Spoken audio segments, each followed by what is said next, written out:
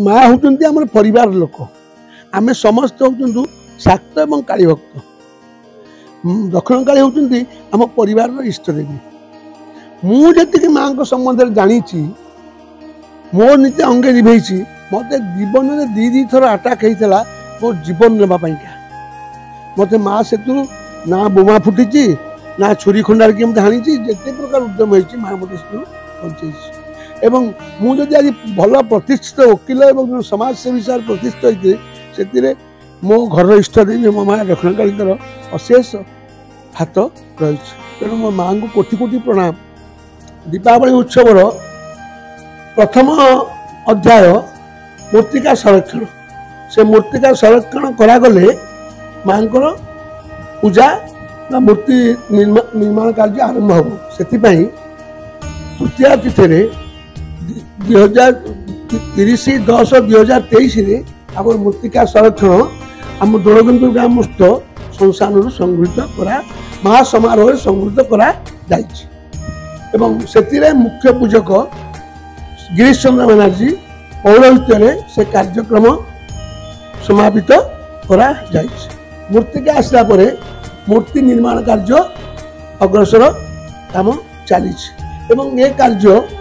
11 तारिख सुधा संपूर्ण हो माँ मूल मूर्तिर मस्तक से दिन स्थापन करा जीवो से कार्य आसंता काली समापन करा जीवो से दिन ठार आज पर्यंत माँ जो नित्य नियमित भोग पूजा अर्चना ये सब होता भोग प्रदीपटा राति से कार्यक्रम से कार्य मुख्य पूजा निर्देशना से कार्यक्रम चली काली पूजा कार्यक्रम में माँ घट महासमारोह आसी पहुँचला मुख्य पूजक पूजा आरंभ करेंगे एवं प्रथा अनुसार घट स्थापन पर आमर प्राणी कखारू एवं आखु बड़ी प्रदान कर विधि विधान अनुसार पूजा कार्य आरंभ हो यथा कोटि योगिनी पूजा बलिदान एवं आमर परसिंगार पूजा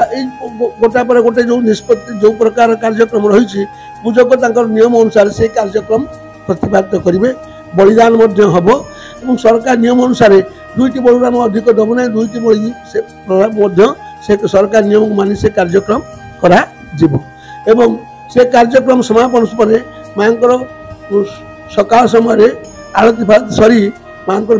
विसर्जित करा विसर्जित करापर सर्वसाधारण दर्शन निमंते माँ मंदिर उन्मुक्त करा से दर्शन सरापर 13 तारिख दिन महासमारोह माँ भसाणी शोभा यात्रा अनुष्ठित हो माँ भसाणी वीरनरसिंहपुर बाहरी आम डाक्तरखाना छक दे दोलगुंदपुर आम जो विसर्जन घाट अच्छी से घाट में रात 3टा 3:30 विसर्जित करा मु सर्वप्रथम आम जो तीर्थक्षेत्र इलेक्ट्रिक मीडिया को अशेष धन्यवाद दूसरी से आमर ये जो दक्षिण काली पीठ वीरनरसिंहपुर उपस्थित से उपस्थित ही आमको बाइक मागुंट मोर मो तरफ एवं माँ अनुष्ठान तरफ अशेष धन्यवाद ये अनुष्ठान उत्तरोत्तर उन्नति करूँ आम ये आसीचु आमर जरियाटा आम आसी थे शिरोली महावीर नना को पाख आम वीर गोविंदपुर आसुलु तापर से नना को 2-3 थर फेरी पाई नथिलु